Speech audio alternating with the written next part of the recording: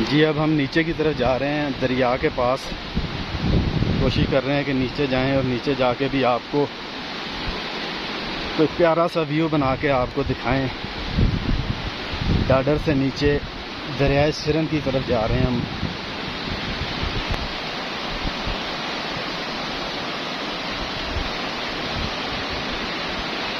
आज मौसम बहुत प्यारा है, क्या खूबसूरत नज़ारे हैं।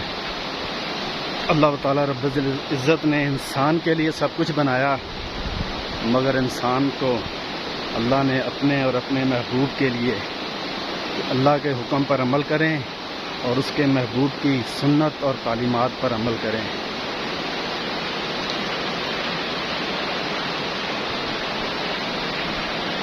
सुभान अल्लाह।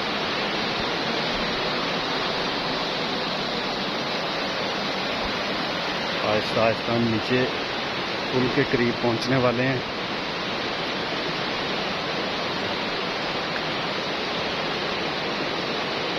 दरिया की गूंज, आवाज़ अजीब ही मंजर पेश कर रही है। ये जो पुल है ये रस्सों से बना हुआ, आप देख सकते हैं, ये लोहे के रस्से हैं।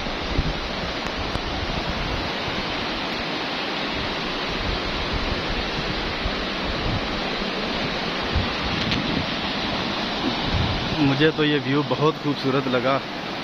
आप भी देखिएगा, अगर पसंद आएगा तो कमेंट में ज़रूर बताइएगा।